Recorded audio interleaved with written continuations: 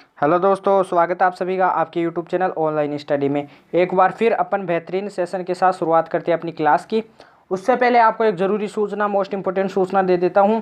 वो हमारे लिए भी आवश्यक और आपके लिए भी आवश्यक है, क्योंकि आपका वो टास्क होता है, हमारा टास्क स्टडी कराना होता है, आपके लिए मोस्ट क्वेश्चन लाना होता है, लेकिन आपका भी एक टास्क होता है। इसके बदले आपको भी हमें थोड़ी फीस देनी पड़ती है। किसके बदले? आपको फीस के रूप में होता है आपका लाइक करना, आपका शेयर करना, आपका कमेंट करना, और आप चैनल को सब्सक्राइब करना ना भूलें, क्योंकि अभी हमारे सब्सक्राइब इतने कम है कि लोगों तक हमारे चैनल की मांग नहीं पहुंच पाई है। इसलिए आप हमारे चैनल को पॉपुलर करने का प्रयास कीजिए। चैनल को सब्सक्राइब नहीं किया तो अभी चैनल को सब्सक्राइब कर लीजिए, बेल आइकन प्रेस कर लीजिए, क्योंकि हमारी नई नई क्लासें आने वाली है। दिन प्रतिदिन नई नई क्लासें आ रही है। फिजिक्स के ऐसे ऐसे मोस्ट इंपॉर्टेंट कॉन्सेप्ट के साथ ट्यूशंस लेके आ रहा हूँ, जो कि आपके लिए मोस्ट इंपॉर्टेंट है। यदि हमें मनोबल मिलता है, आपका और मोटिवेशन मिलता है, आपका और सपोर्ट मिलता है, यदि हमारे सब्सक्राइब जल्दी बढ़ जाते हैं, तो अपन स्क्रीन पे पढ़ाना चालू करेंगे, जहाँ पर आपकी कॉन्सेप्ट क्लासें भी होगी। ऐसे ट्यूशंस वाइज नहीं पढ़ाएंगे अपन। ट्यूशंस तो जैसे कराएंगे प्रैक्टिस में, और कॉन्सेप्ट की क्लासें भी की। इसलिए आप हमारे चैनल को सपोर्ट करने का प्रयास कीजिए, जल्दी से जल्दी सब्सक्राइब बढ़ाने की कोशिश कीजिए। तो अपन वीडियो की शुरुआत करते हैं। उससे पहले एक बार सेशन की स्टार्टिंग करें, उससे पहले एक बार कमेंट में जोशीला कमेंट जय हिंद का नारा कम टाइप कीजिए। उसके बाद अपन क्लास को स्टार्ट करते हैं। जो क्लास का जो फर्स्ट क्वेश्चन है वो अपनी स्क्रीन पे क्या है? निरक्षीय समतल में किसी बिंदु पर द्विध्रुव आघूर्ण एवं विद्युत क्षेत्र के बीच कोण, यहाँ पर एंगल है, कोण कितना होता है? बोल रहा है कि कोई प्लस क्यू चार्ज है और कोई माइनस क्यू चार्ज है। इनके कारण एक द्विध्रुव आघूर्ण बनता है और एक विद्युत क्षेत्र। तो इनके मध्य जो एंगल होता है उसका मान क्या होता है? 90 डिग्री, 180 डिग्री, 0 डिग्री, 260 डिग्री, यानी 260 डिग्री। आपको बता दूं कि जो द्विध्रुव आघूर्ण व विद्युत क्षेत्र होता है, उनके मध्य जो एंगल बनता है वो बनता है 180 का। क्या? 180 का। राइट आंसर क्या हो जाएगा? बी। नेक्स्ट क्वेश्चन पे चलते हैं। नेक्स्ट क्वेश्चन अपनी स्क्रीन पे क्या है? यदि ई वोल्ट, ई क्या है? वोल्टेज, विद्युत वाहक बल को शो करता है, वाले एन सेल श्रेणी क्रम में जुड़े हैं। ई वोल्ट वाले एन सेल, जो एन सेल है वो श्रेणी क्रम में जुड़े हुए हैं। सेल है कोई एन, ये श्रेणी क्रम में जुड़े हुए से, तो श्रेणी क्रम में जुड़े हुए हैं, तो इन पे कुल विद्युत वाहक बल क्या होगा? सबसे पहले श्रेणी क्रम में कोई भी चीज जुड़ती है, जैसे वो एन बार जुड़ रही है, उसका विद्युत वाहक बल क्या है? ई है, तो वह एन मल्टीप्लाई किससे हो जाता है? ई से, तो एन ई होगा इसका विद्युत वाहक बल। जो अपने को ए ऑप्शन में दिख रहा है, तो इसका राइट आंसर ए ही हो जाएगा। आगे के ऑप्शन पे अपन नहीं चलेंगे, क्योंकि अपना आंसर जहाँ पे मिल गया अपन वहीं पे रुक जाएंगे, तो इसका राइट आंसर ए हो जाएगा। नेक्स्ट क्वेश्चन पे चलते हैं। नेक्स्ट क्वेश्चन क्या है? नेक्स्ट क्वेश्चन अपनी स्क्रीन पे TRQ क्वेश्चन। गूंजहीन होल का अनुरण काल, एक तो होता है आपका क्या? टाइम पीरियड, जिसे बोलते हैं अपन आवर्तकाल। आवर्तकाल का जो उल्टा होता है वो तो फ्रीक्वेंसी, और एक होता है अनुरण काल, यह भी इसी से संबंधित होता है। लेकिन ये अपने को प्रतिध्वनि सुनाई देती है, जैसे गूंजहीन ध्वनि होती है, उनके लिए होता है। गूंजहीन होल का जो अनुरण काल होता है वो क्या होता है? 0 सेकंड होता है। आपको डायरेक्ट याद रखना है, 0 सेकंड। नेक्स्ट क्वेश्चन पे चलते हैं। नेक्स्ट क्वेश्चन क्या है अपनी स्क्रीन पे? निम्न में से किसकी ऊष्माधारिता अधिक होती है? किसकी ऊष्माधारिता अधिक है? जल की है, बेंजीन की है, लोहे के टुकड़े की है, या फिर ननोदिस? जो जल होता है उसकी क्या होती है? ऊष्माधारिता सबसे अधिक होती है। इसका राइट आंसर क्या हो जाएगा? ए हो जाएगा। नेक्स्ट क्वेश्चन पे चलते हैं। नेक्स्ट क्वेश्चन क्या है? साधारण बातचीत के ध्वनि की तीव्रता क्या होती है? जो साधारण बातचीत होती है अपने में, उनकी जो ध्वनि की जो तीव्रता होती है वो क्या होती है? 20 से 30 डेसिबल, 20 से 60 डेसिबल, 30 से 40 डेसिबल, या फिर 39?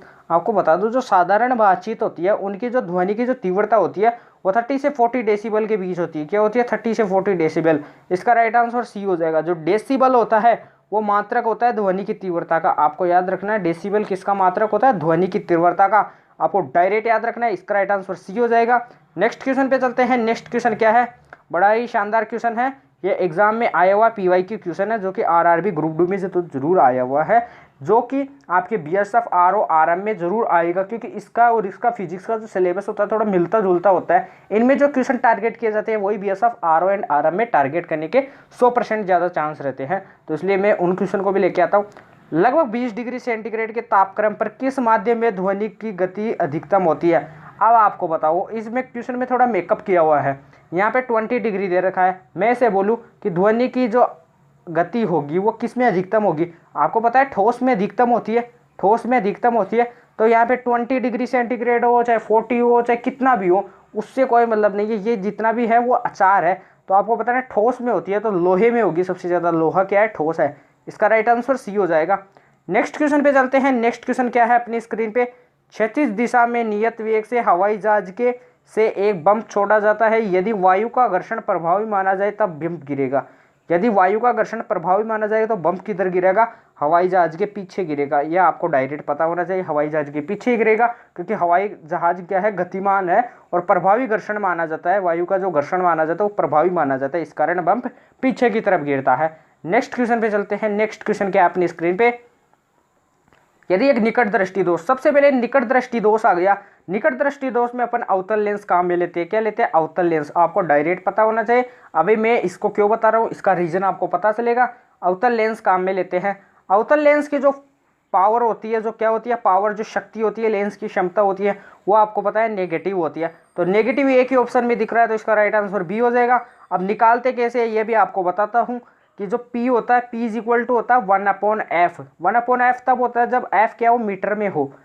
100 में f कब होता है? जब f क्या हो? सेमी में हो। और अपने को f क्या दिया हुआ है? सेमी में दिया हुआ है। तो P इज इक्वल टू 100/200 सेमी में है।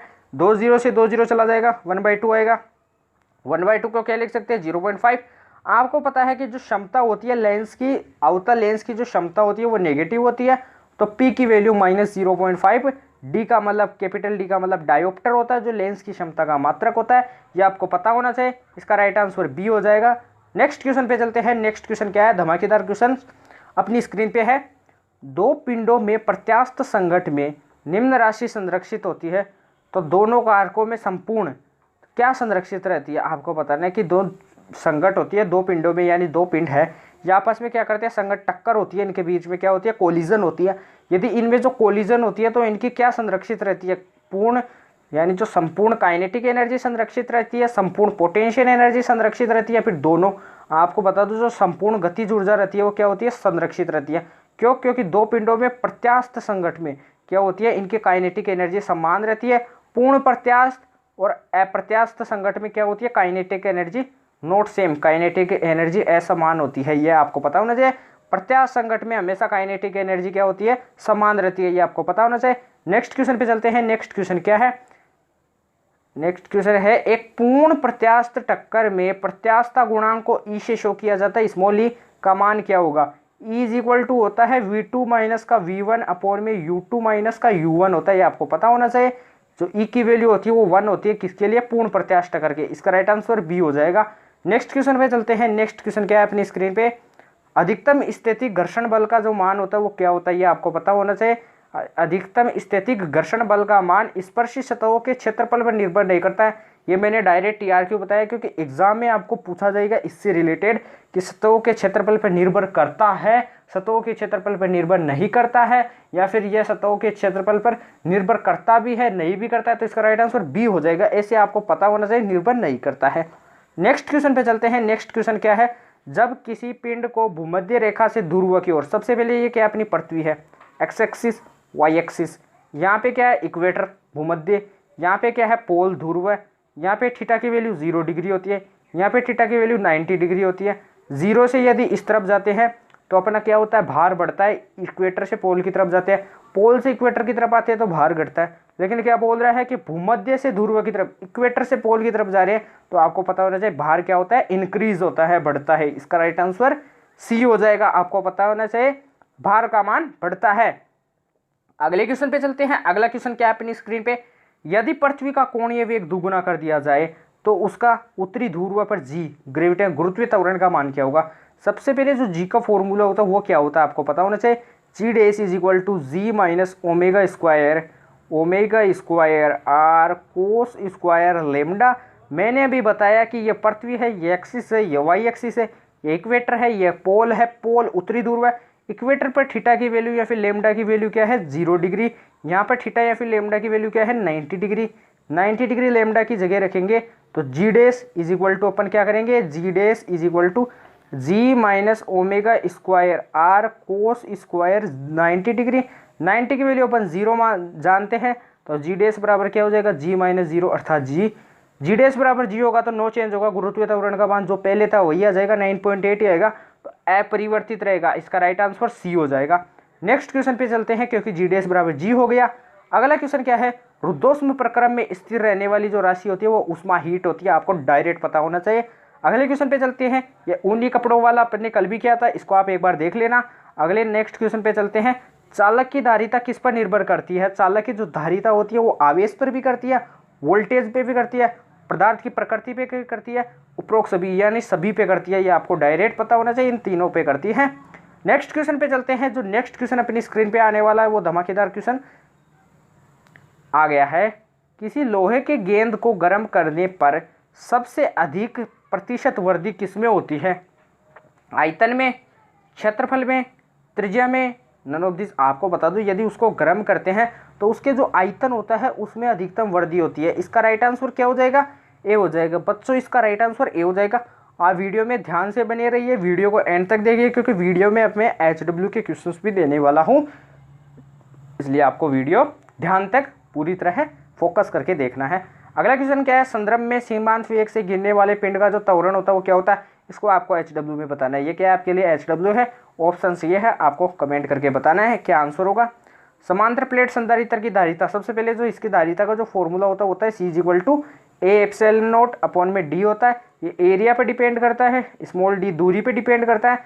एरिया इंक्रीज करोगे तो धारिता बढ़ेगी, जो दूरी होती है उसको डिक्रीज करोगे तो भी धारिता बढ़ेगी। धारिता को बढ़ाना है तो एरिया को क्या कर दो, बढ़ा दो, एरिया को इंक्रीज कर दो। इस फॉर्मूले को आपको नोट करना है, ये मोस्ट इंपॉर्टेंट क्वेश्चन के लिए फॉर्मूला होता है, इससे न्यूमेरिकल पूछे ही जाते हैं, क्योंकि NCERT में डिट्टो सवाल है इनके। किसी धातु का विशिष्ट प्रतिरोध, मैंने विशिष्ट प्रतिरोध क्यों लिखा है, क्योंकि विशिष्ट प्रतिरोध को अपन प्रतिरोधकता बोलते हैं, रेसिस्टिविटी बोलते हैं। ये ताप और नेचर पे, प्रकृति पे डिपेंड करती है, तो ताप पर डिपेंड करती है। ये मैंने काफ़ी बार आपको करा दिया है। नेक्स्ट क्वेश्चन पे चलते हैं, जो नेक्स्ट क्वेश्चन ये मैंने कल भी कराया था, T² समानुपाती R³ इससे मैं कुछ संबंधित आपको जानकारी देता हूँ। ये किसका नियम है, केपलर्स लॉ है, केपलर्स लॉ। आपको कमेंट करके बताना है कि जो केपलर का नियम होता है वो किसके संरक्षण पर, किसके कंजर्वेशन पर आधारित है ना, ये आपको बताना है।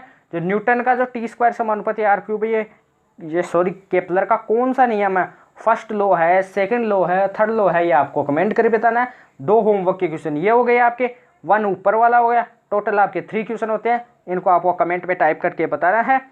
आज का जो सेशन हुआ वो अपना कंप्लीट होता है, इसमें अपन ने 25+ क्वेश्चन का टास्क कंप्लीट किया। मेरे बाद GK सर की क्लास थोड़ी दिनों के लिए अपन GK को क्या कर रखे हैं, पेंडिंग कर रखे हैं, GK की क्लासेस को। केमिस्ट्री की क्लासेस आ रही है आपकी, केमिस्ट्री की क्लासेस को देखना है। इंग्लिश की क्लासेस भी आपकी पेंडिंग में चल रही है। आपकी कंप्यूटर की क्लासेस आ रही है RSCIT के लिए, उनको भी देखना है। फिजिक्स की क्लासों को भी देखना है। जो क्या होता है BSF में, उसके लिए मोस्ट ऐसे क्वेश्चन छाटे जा रहे हैं जो प्रीवियस ईयर क्वेश्चन से लिए जा रहे हैं, उनसे मिलते जुले क्वेश्चन लिए जा रहे हैं। इसलिए आप वीडियो को ध्यान से देखिए, वीडियो को बीच में छोड़कर ना जाए, वीडियो को बीच में पॉज ना करें, वीडियो को एंड तक देखिए। चाहे वीडियो की स्पीड को थोड़ा बढ़ाइए, लेकिन वीडियो को 2 बार देखिए। और आप एक बार वीडियो को लाइक कीजिए, वीडियो को शेयर कीजिए दबा के, और अब कमेंट करके बताना है कि आपको वीडियो कैसी लगी, वीडियो आपको कैसी लगी। क्योंकि जो आपका सपना होता है, आपका गोल होता है, उसको कंप्लीट करने के लिए आपको फोकस से स्टडी करनी पड़ती है। इसलिए मैं आपको एक ही सलाह देता हूँ, फोकस से स्टडी कीजिए। तो अपन कल भी ऐसे नए धमाकेदार सेशन के साथ मिलते हैं, तब तक के लिए जय हिंद, जय भारत।